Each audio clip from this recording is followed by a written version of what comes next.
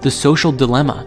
Several ex-employees of many social media tech giants like Google, Facebook, Instagram, and more sat down to reveal what they had inadvertently created with this pioneering technology: a monster. They explained that they have created a world in which billions of lives are affected by the decisions of a small number of programmers, a social reality in which, through the way that the apps and software work, it facilitates very small and subtle changes in the way that people think and feel. It's so subtle that you don't even know it's happening. But the result is that most of us end up living inside of a delusional bubble, seeing only the content that we're already exposed to seeing. And this software can even help us create negative responses to people who believe anything different than us. The technologies, they explained, are designed specifically to get as much engagement out of you as possible, to get you spending more and more time and then more money just by browsing these social media sites. Really take a moment to think about that. Every single thing that comes up on your own social media feed was put there by an algorithm that was trying to get you to keep scrolling, to warm you up to spending money with an ad, or continue to foster engagement by connecting with other people and bringing them back to the app too. A supposedly leaked document from a marketing presentation for video games showed dozens of pages, plans, and methods to use AI and data collection on the target gamer to determine when they were more likely to buy in-game items, and aggressively market to them by displaying offers at those times. Audio captured by the devices revealed to the AI the gender and mood of the player, and found that Wi-Fi signals could reveal their location, such as if the player is in the car or in their bedroom laying down. The AI would also pick up mouse movements and typing speed, revealing levels of engagement, determining how best to serve these ads to the individuals. All of this data is fed into the AI and analyzed by the marketing team to exploit human psychology for the sake of selling virtual goods. The presentation goes as far as using voice tone analysis to determine when players are slightly, moderately, and severely depressed, and then reduces the use of emotion-based advertisements and switches to logic-based advertisements, which were shown to be more effective in a depression. You can imagine what other tactics they might be using, and combined with their ability to manipulate the game to influence your state once you purchase more from their store, well, we weren't kidding when we said technology can be used to control us. Even if this presentation was fake, everything mentioned in it is well within the demonstrated power of AI today, and if it hasn't been integrated yet, you better believe that someone is working towards it. One singular and perhaps most critical questions we can ask ourselves in relationship to this new technology is, what is truth? How do we define and collectively agree on truth? Specifically, if we live in a world where no matter what you believe, you can always find support or evidence for the argument and perspectives that you hold. Want to believe the earth is flat, round, or hollow? You can find ample evidence for all three. Are you left-wing, right-wing, extreme center? It doesn't matter. On the internet, these ways of thinking are both the greatest and most logical and perfect way of thinking, and the most destructive way of thinking that is destroying our beautiful planet, all at the same time, depending on who you ask.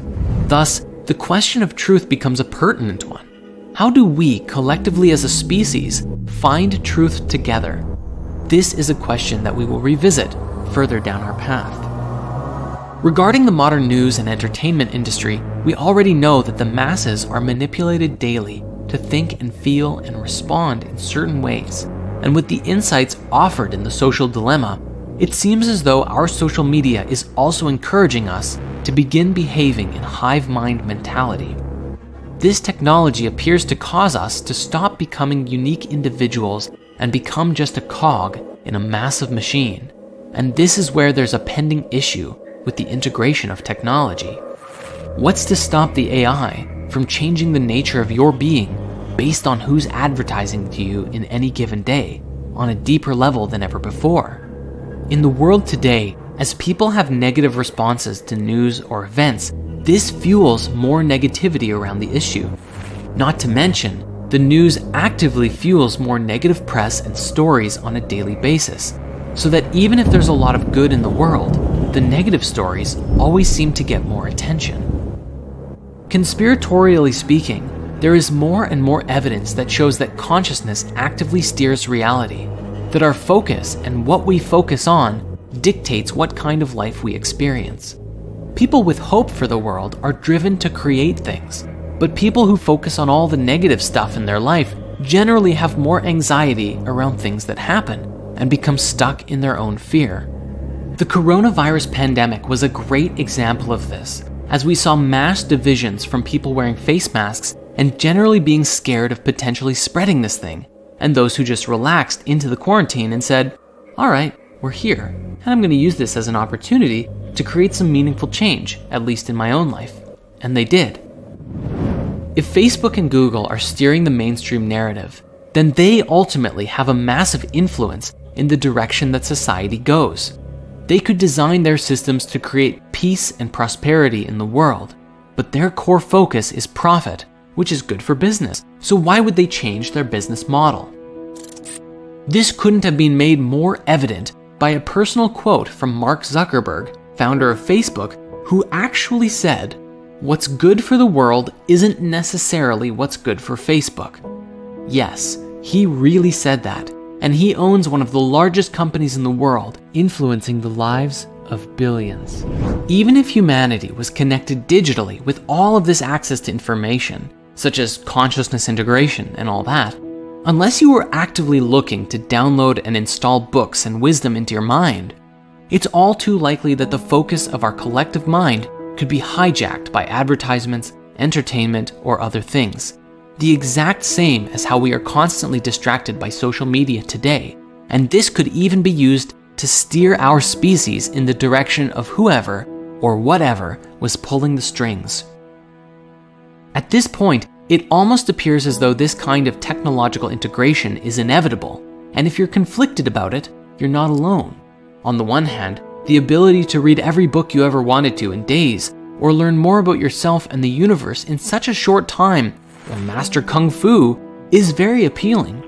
On the other hand, if your mind can be controlled or even forcefully steered in any direction by someone else, then is that really a paradigm that we want to be a part of? I imagine that there will be some big turning points for our species in the journey of development of this technology. But if we can learn to do this in an open source way that allows each and every individual their own sovereign right to freedom of thought and feeling, and actually choose what they share with the collective mind, well, I don't know. I'd be curious about the potential outcomes of this. The silver lining we have going into this is how the process mirrors what the internet of today brought us, good and bad. If we can learn from our mistakes and take that wisdom at a large scale into the new paradigm, we have hope. Even if its temptations still clutch the majority of people, a select few can guard the light and guide others into an enlightened cyberpunk reality.